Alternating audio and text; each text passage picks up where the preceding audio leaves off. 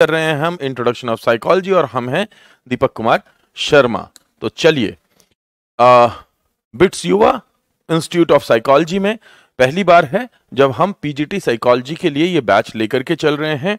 आपसे syllabus discuss हो चुका है और उसी के अंदर जो आपकी ऐप है उसी में, यानी कि स्टोर पे जाएंगे, अपने कोर्स में जाएंगे, उसके कंटेंट सेक्शन में आपको ये सारी वीडियोस बाद में अवेलेबल रहेंगी। लाइव सेशन के 1-2 दिन बाद आपके लिए अवेलेबल हो जाएंगी। प्लस वहीं पे आपके फोल्डर्स बने हुए होंगे, मटेरियल एंड अदर थिंग्स के, जो आज पढ़ाऊंगा वो भी वहां पे अवेलेबल रहेगा। ये रहेगा आपका प्रोसेस। तो चलिए चलते हैं दोस्तों। सबसे पहले आते हैं भाई, ये साइकोलॉजी का ओरिजिन क्या बला है, साइकोलॉजी का ओरिजिन कैसे हुआ, या साइकोलॉजी के ओरिजिन को हम किस तरीके से देखते हैं। ये जो सिंबल देख रहे हैं आप, ये है साई का सिंबल, ठीक है। 23rd लेटर होता है ये ग्रीक साइकोलॉजी में, ग्रीक अल्फाबेट में। यूनान में जो अल्फाबेट यूज होता है उसमें ये 23वां अल्फाबेट है और इसको साई कहा जाता है, जिसका कंपैरिजन किया गया है सोल से। ये सोल की बात करता है और इसीलिए सारी दुनिया में इसे साइकोलॉजी का सिंबल कहा जाता है, बिकॉज साइकोलॉजी बात करती है सोल की। दो चीजें हैं, आप अगर मेरी बुक उठा करके देखेंगे वो आपके मटेरियल का हिस्सा है और आप लोगों को भेजी जाएगी या आप उसे यहां से ले सकते हैं। उस बुक को उठा करके देखेंगे, बहुत बार बहुत सारे स्टूडेंट्स ने क्वेश्चन किया कि सर हम तो पढ़ते हैं कि ग्रीक वर्ड से आया है साइकोलॉजी, पर आपने वहां पे लिखा हुआ है कि लैटिन वर्ड है। अब उसका अंतर बता देता हूं आपको। साइकोलॉजी वर्ड अपने आप में कभी उदय नहीं हुआ होता अगर साइकोलॉजिया नहीं होता तो। The first word used psychologia, it's a Latin term used by Marko Marulic. Psyche मतलब सोल एंड यूलोजिया मतलब स्टडी, सेम होता है, बस वर्ड जो है वो है साइकोलॉजिया, और साइकोलॉजिया से वर्ड आया साइकोलॉजी, जो कि एक ग्रीक टर्म है। रडोल्फ गोकेल ने इसे यूज किया था 1590, यानी बहुत पुराना है, ठीक है ना। साइको यानी सोल एंड लॉजी मतलब स्टडी। अब दोनों ही कंपैरिजन आपको याद रखने चाहिए कि साइकोलॉजिया टर्म कौन सी है और साइकोलॉजी टर्म कौन सी है। तो हम अगर एक ही दिशा में निकल जाएं ये सोच करके कि ये तो रडोल्फ गोकेल ने 1590 में इस्तेमाल की थी और ग्रीक टर्म थी, और उसके बाद में इसको ग्रीक से ही रिकॉग्नाइज करें, तो फिर वो क्या जो कि 1530, 40, 50 के दौरान साइकोलॉजिया यूज हो रहा था, it was a Latin term, और इसी के डेवलपमेंट से यहां पे हम पहुंचे। अब दो प्रश्न आते हैं, why it is soul and why it is study. इन दो प्रश्नों के हल के लिए हमें थोड़ा डिफरेंट तरीके से डील करना पड़ेगा। आज से लगभग 2500 वर्ष पहले थिंकर हुए हेराक्लाइट्स, और हेराक्लाइट्स ने ऑब्वियसली यूनान में यह देखना चालू किया कि किस तरीके से 1540s में, 1540 के आसपास में हेराक्लाइट्स ने यूनान के अंदर यह देखना स्टार्ट किया कि किस तरीके से हम समझ सकते हैं, किस तरीके से हम देख सकते हैं एक ह्यूमन बीइंग को। अगर हम ये जो व्यक्ति है ये हमेशा किस में है, अपने एनवायरनमेंट में, लेकिन अगर मैं इसे इसके एनवायरनमेंट से अलग कर दूं और एज ए पर्सन सोचने की कोशिश करूं तो ये है क्या। और इसकी जो सबसे पुरानी फिलॉसफी थी वो जाती है सोल पे, यानी बंदा क्या है, बंदा एक लाइफ है। लाइफ क्या है, लाइफ उसके एक्सपीरियंसेस से होकर के आती है। किससे होकर आती है, एक्सपीरियंस यानी अनुभव। जीवन उसके अनुभव से होके आता है, लेकिन उसमें उसकी आत्मा का भी रोल है, क्योंकि एक ही अनुभव में कई लोगों के अलग अलग रूप में समझने की, सीखने की क्षमता होती है। इसलिए अगर हम इस एक्सपीरियंस को, अगर हम व्यक्ति के इस एक्सपीरियंस को, इस अनुभव को अगर समझना चाहते हैं, तो पहले जरूरी है हमारे लिए व्यक्ति को समझना। बहुत समय तक काम किया और अल्टीमेटली क्या कहा कि हम सोल यानी आत्मा को कभी भी नहीं समझ पाएंगे। ये नहीं कि समझ नहीं पाए, उन्होंने ये भी कहा कि हम समझ नहीं पाएंगे इसकी गहराइयों को पूर्ण रूप से। तो ये कहानी थी शुरुआती, लेकिन इस आत्मा का हम अंदाजा लगा सकते हैं। आत्मा का हम अंदाजा लगा सकते हैं किससे? इसके जो एक्सपीरियंस है ना व्यक्ति के, उन एक्सपीरियंसेस से, उन अनुभवों से। तो व्यक्ति का अनुभव और उसका रिएक्शन उसके आंतरिक व्यक्तित्व का ही एक रूप होता है जो हमें दिखता है। फिर से समझ लीजिए, एक व्यक्ति का अनुभव और उसका जो रिस्पॉन्स है वो उसके आंतरिक व्यक्तित्व को बाहर लाने में एक अहम भूमिका निभाता है। That's what he wanted to say. और यहीं से वो कथा शुरुआत होती है कि भाई मनोविज्ञान है क्या? तो मनोविज्ञान क्या है? मनोविज्ञान है आत्मा का ज्ञान। मनोविज्ञान क्या है दोस्तों? मनोविज्ञान है आत्मा का ज्ञान। एंशियंट टाइम में तो, यानी प्राचीन काल में तो इसी में विश्वास किया जा रहा है। आत्मा के विज्ञान के रूप में मनोविज्ञान को देखा जाता था। किसकी बात कर रहे हैं हम? हम कर रहे हैं बात हेराक्लाइट्स की, हम बात कर रहे हैं प्लेटो की, और बात कर रहे हैं एरिस्टोटल की। We won't talk about them right now. हम इनके बारे में अभी बात नहीं करेंगे क्योंकि अभी जरूरत नहीं है हमें इनकी बात करने की। आपका कोर्स आपको जरूरत नहीं देता इसको बात करने। तो हेराक्लाइट्स, प्लेटो, एरिस्टोटल, ये सब पुराने टाइम में सोल के अध्ययन के रूप में, आत्मा के विज्ञान के रूप में इसको जरूरी मानते हैं। थोड़ा सा तो बताना बनता है, उसके बगैर हमारा काम चलता नहीं है। जब सोल की बात की प्लेटो ने, तो प्लेटो ने उसे हमारे एब्स्ट्रैक्ट, हमारे एब्स्ट्रैक्शन, हमारे अंदरूनी जीव से जोड़ करके देखा। लेकिन जब एरिस्टोटल से बात की तो एरिस्टोटल ने सोल को हमारी रियलिटी से जोड़ करके देखा, हमारे रियल एक्सपीरियंसेस से। तो यहां पे एक डिबेट आ जाता है साइकोलॉजी में, वो है आंतरिक और बाहरी। भाई दो प्रकार का सत्य है। वास्तविकता कितने प्रकार की है? दो प्रकार की है। और जब मैं वास्तविकता की बात करता हूं तो यह क्वेश्चन किस चीज से जुड़ा हुआ है? बिल्कुल सही, यहां हम बात कर रहे हैं पुरुष की। जब हम सत्य की बात करते हैं, लेकिन हम करेंगे थोड़ा डिफरेंट तरीके से बात।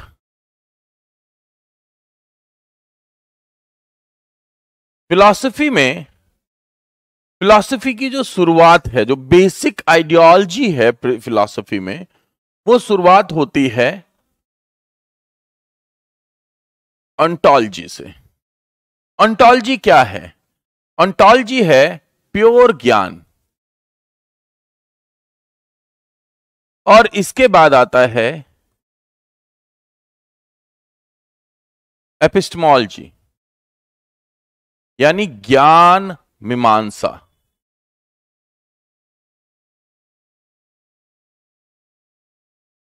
दूसरा आता है मेटाफिजिक्स,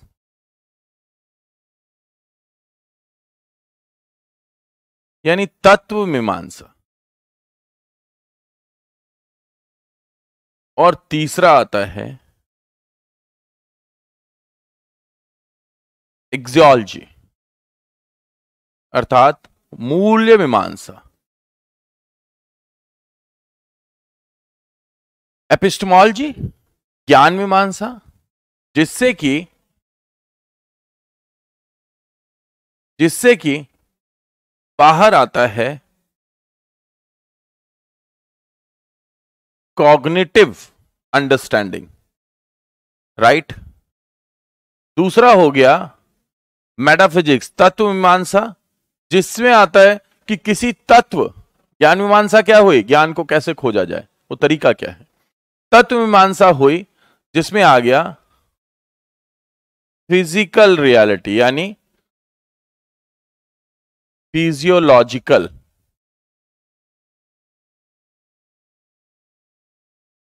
और तीसरा हो गया मूल्य मीमांसा यानी वैल्यू। जब हम वैल्यू की बात करते हैं तो यह जुड़ा हुआ है हमारे बिलीव या हमारी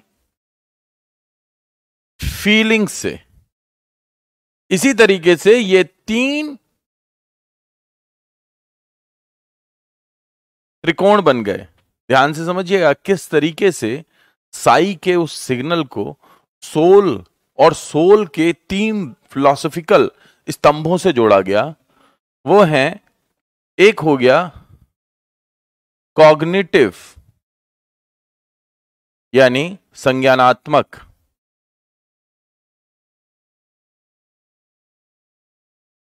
दूसरा हो गया मोटर यानी गत्यात्मक, और तीसरा हो गया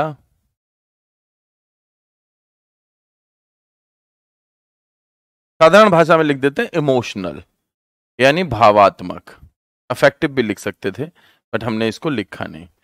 यही है जो कि सारा खेल कर रहा है और यही है जिसके आसपास सारी इर्द गिर्द सारी बातें हो रही हैं। तो जब हम ये देखते हैं कि इसका उदय यहां से होता है और फिलॉसफिकली ये समझाने की बात होती है, तो जो मुख्य रूप से व्यक्ति के ज्ञान की बात होती है, तो ज्ञान वो भी हो सकता है जो मुझे बाहर फिजिकली मिल रहा है, और ज्ञान वो भी हो सकता है जो मुझे ज्ञान के रूप में यानी कि आंतरिक, ये हो गया बाहरी, जिसको हम कहते हैं इंपीरिकल, और ये हो गया आंतरिक यानी इंटरनल, जिसे हम क्या कहेंगे, ये केवल हमें दिख सकता है बट ये ऑब्जर्वेबल नहीं है। अभी तक ये क्या नहीं है, ये ऑब्जर्वेबल नहीं है, बल्कि ये कोवर्ट है, इनसाइड है। तो दो प्रकार की एपिस्टेमोलॉजी हो गई इस ज्ञान को खोजने की, एक आंतरिक एपिस्टेमोलॉजी और दूसरी बाहरी। और साइकोलॉजी का जो डिवीजन शुरुआती होता है प्लेटो और एरिस्टोटल के टाइम पे, तो प्लेटो कह रहे हैं आंतरिक और एरिस्टोटल कह रहे हैं बाहरी। एक्सियोलॉजी क्या हमारी इमोशनल इंटेलिजेंस का पार्ट होगा? क्या वही होगा? क्योंकि आपने बिलीव और फीलिंग बोला। Axiology is related to your affective domain, और अफेक्टिव डोमेन को हम बिलीव, इमोशन और वैल्यू या फिर क्या कहते हैं उसे, फीलिंग्स से लेकर के चलते हैं, इसलिए ये उससे जुड़ा हुआ होगा जी। इंटेलिजेंस जो वर्ड है उसको अगर थोड़ा सा साइड रखा जाए, क्योंकि इंटेलिजेंस में हाउ आर वी डूइंग, अगर आप बात कर रहे हैं स्लोवे मायर के केस में या फिर गोलमैन के केस में, तो वो परफॉर्मेंस में ज्यादा विश्वास रखते हैं और रादर इन थिंकिंग। यहां पे मुझे थोड़ा सा अभी डायरेक्टली कस्ट होगा, है ना। खैर चलिए आगे बढ़ते हैं। तो एंशियंट टाइम में क्या हुआ, हेराक्लाइट्स थे, प्लेटो थे, एरिस्टोटल थे। अब आते हैं माइंड। सोल को अगर हम नहीं समझ पाएंगे तो किसको समझ पाएंगे? सोल का रूप लगभग आने वाले समय में, आगे वाले समय में ले लिया किसने? माइंड ने। माइंड क्या है? माइंड क्या है?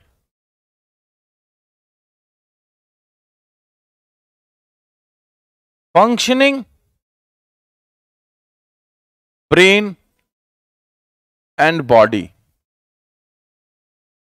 कार्य करता हुआ, क्रियात्मक, क्या कहेंगे इसको दोस्तों? क्रियात्मक मस्तिष्क एवं शरीर। तो माइंड ऐसा नहीं है कि यहां पे है, ये तो ब्रेन है। माइंड जो काम कर रहा है वो पूरे शरीर में काम कर रहा है, द होल बॉडी। हाउ? ये पेन है, ये आया मेरे हाथ पे, ऐसे चुभ रहा है। जब ये चुभा तो मुझे जो सेंसेशन हो रही है, ये सेंसेशन मेरे ब्रेन तक पहुंच रही है।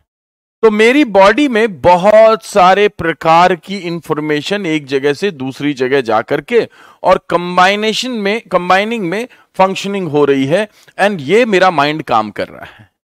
तो माइंड मतलब ब्रेन नहीं। डेफिनेटली ब्रेन एक सेंट्रल रोल निभा रहा है माइंड में, लेकिन ब्रेन फिजियोलॉजिकल है, यानी ब्रेन एक भौतिक पहचान है, जैविक पहचान है, जबकि माइंड की कोई जैविक पहचान नहीं है। तो यानी आपके अंदर जो कार्य करने की क्षमताएं आपकी सोल से होकर के आ रही हैं, वो, फर्ज करो एक व्यक्ति मर जा रहा है, उसका दिल धड़कना बंद हो गया, दिल तो अभी भी है पर धड़क क्यों नहीं रहा? What is out of it? तो वो जो सोल है वो आपको नॉलेज दिए हुए है। समझ में आ रहा है कनिष्क? हाँ, ठीक। तो वो जो सोल है वो आपको वो लाइट दिए हुए है, वही सोल के द्वारा जो फंक्शनिंग हो रही है उसी को आपका क्या कहेंगे? माइंड कहेंगे, जो ब्रेन के साथ मिलकर के है। तो कुछ ऐसा जैसे कि एक कंप्यूटर है आपके पास, जो कुछ दिख रहा है वो सब हार्डवेयर है, और जो काम हो रहा है उसके अंदर वो सब सॉफ्टवेयर है। तो जो सब दिख सकता है आपकी बॉडी में वो ब्रेन है, और जो काम हो रहा है वो सब माइंड है। राइट? अब ये वाला जो फंक्शन था ये चल करके 19th सेंचुरी, 19वीं शताब्दी, मतलब जब मैं 19वीं शताब्दी बोलता हूं तो यानी कि 1800 से लेकर के 1900 के बीच में चेतना का विषय आया। यहां पे लिखिएगा चेतना, सचेत नहीं, चेतना। और यही थी आधुनिक मनोविज्ञान, जब चेतना ने कंट्रोल लेना चालू किया, और जब विल्हेम वुंट इसी चेतना को ढूंढने के लिए एक संरचनात्मक तरीका अपनाते हैं, उन्हें लगता है कि हमारे ब्रेन के अंदर हर चीज की एक फिक्स्ड चेतना होती है, और ये जो फिक्स्ड चेतना है इसे उस संरचना से समझा जा सकता है जो संरचना किसी चीज को देखने के बाद हमारे दिमाग के अंदर बन रही है। और इसी चेतना का अध्ययन मॉडर्न युग में साइकोलॉजी कहलाया। अगर क्लियर है तो ऐसे कर दीजिएगा। तो सबसे शुरुआत में यह था आत्मा का विज्ञान, फिर मन का विज्ञान, फिर चेतना का विज्ञान, और फिर 20th सेंचुरी, 20वीं सदी यानी 1900 के बाद का समय, जिसमें बिहेवियर, व्यवहार आया। ये जो व्यवहार है ये कॉन्टेम्पररी यानी समकालीन समझ है, आज की समझ, जिसमें व्यवहार के विज्ञान के रूप में मनोविज्ञान आया। क्योंकि इसके बाद जब इसका आना हुआ तो इसने कंट्रोल करना चालू कर दिया। तो जब हम सोल की बात करते हैं तो हमें हेराक्लाइट्स, प्लेटो और एरिस्टोटल याद रखने चाहिए। कौन याद रखने चाहिए? हेराक्लाइट्स, प्लेटो, एरिस्टोटल। जब हम माइंड की बात करते हैं तो हमारे जहन में रहना चाहिए रेन डेकार्ट, और रहना चाहिए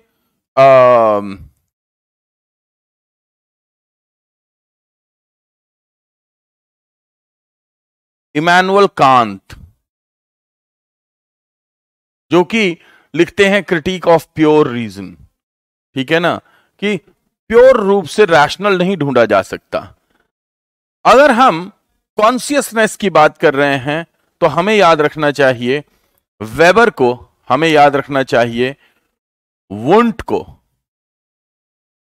ठीक है ना, क्योंकि कॉन्शियसनेस में वो जो अनकॉन्शियसनेस आती है उसकी तो बात ही नहीं हुई है अभी, वरना मैं आपको कह देता फ्रॉइड भी। ठीक है ना, यहां अनकॉन्शियस की बात नहीं हुई है, लेकिन अगर हम अनकॉन्शियस का दूसरा रूप देखें तो दूसरी साइड लिख देते हैं फ्रॉइड, जिससे कि पूरी दुनिया के बहुत सारे साइकोलॉजिस्ट इस सेक्शन में आ जाएंगे, आपको दिखेंगे। बट ऐसा मानना ठीक नहीं है, क्योंकि consciousness is not only about personality, consciousness is not only about psychoanalysis, consciousness is also about John Locke.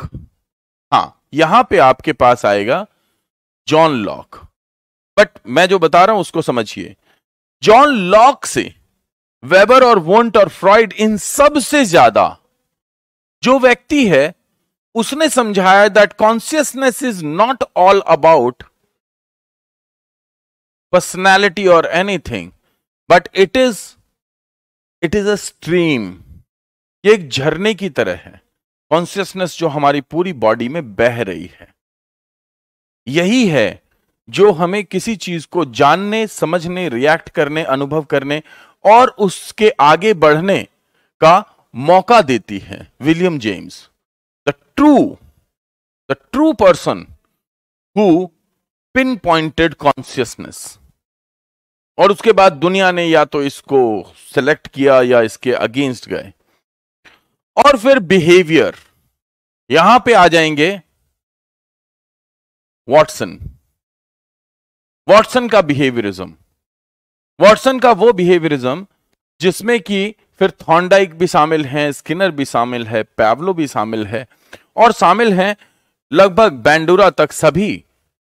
इसके बाद में भी बहुत सारे स्कूल ऑफ थॉट आते हैं, बट हम मुख्य रूप से अगर हम इनको स्टडी कर ले रहे हैं चार को, तो साइकोलॉजी के पूरे मेथड ऑफ स्टडी का बेस तैयार कर ले रहे हैं, साइकोलॉजी को समझने की तरफ जा रहे हैं, साइकोलॉजी का मीनिंग निकालने की तरफ जा रहे हैं। सर, किसी किसी बुक में मॉडर्न टाइम में बिहेवियर की बात करते हैं, तो ये मॉडर्न और कंटेम्परेरी में क्या डिफरेंस है? देखो, मॉडर्न टाइम में बिहेवियर की बात करना मुझे लगता है कि कुछ ऐसा है कि वो लोग बिहेवियरिज्म को काट के देख रहे हैं। कंटेम्परेरी का मतलब होता है लगभग आज का टाइम। आज हम साइकोलॉजी को किस रूप में स्टडी करते हैं। अगर मैं इसके लिए आपको एक बड़ा सिंपल एग्जांपल बताऊं तो दो शब्द याद रखिएगा। एक तो है ऑब्जर्वेशन और दूसरा है scientific. What ever is observable, हम उसके थ्रू साइकोलॉजी को समझने की कोशिश कर रहे हैं, और दूसरा हम एक साइंटिफिक प्रोसेस के थ्रू साइकोलॉजी को समझने की कोशिश कर रहे हैं। और ये दोनों कैटेगराइज किया किसने? वॉटसन ने। तो हमारा आज भी बिहेवियरिस्टिक पैराडाइम ही चल रहा है, इसलिए ये कॉन्टेम्परेरी है। मॉडर्न को जोड़ देना कि भाई मॉडर्न वेज के थ्रू हम सोच रहे हैं, मॉडर्न में तो ये आएगा कॉन्शियसनेस। आप कहें कि यही इसमें भी है, नहीं, मैं ये कह रहा हूं कि मॉडर्न में तो चालू हुआ था, जिसे आप मॉडर्न से जोड़ेंगे, यानी 19वीं शताब्दी के लगभग 100 साल पहले की बात है आज से, तब ये चालू हुआ था। बट आज भी ये जारी है। जो चीजें आपके वर्तमान परिवेश से कनेक्टेड होती हैं और लगातार इंपैक्ट दे रही होती हैं और अभी चालू हैं, चल रही हैं, वो कहलाती हैं कॉन्टेम्परेरी। और वो जो मॉडर्न एरा के आने के बाद आई वो कहलाती हैं मॉडर्न। पर मॉडर्न एरा क्योंकि साइंटिफिक है, मॉडर्न एरा कैसा है? मॉडर्न एरा मतलब जहां पे भी आप मॉडर्न वर्ड सुनेंगे तो वो कहलाया जाएगा साइंस का काल। इसलिए बिहेवियरिज्म को कई बार मॉडर्न काल में कह दिया जाता है। तो उदय तो इसका मॉडर्न काल में हुआ, बट ये आज भी इंपैक्ट बनाए हुए, इसलिए ये समकालीन कहा जाएगा। ठीक है ना, जो आज की जो साइकोलॉजी है। और इसको बहुत बेहतर तरीके से डिफाइन करने का काम जिसने किया है वो कौन है? वो है वुडवर्थ। वुडवर्थ ने 1948 में क्या लिखा था? First psychology lost its soul. पहले मनोविज्ञान ने अपना सोल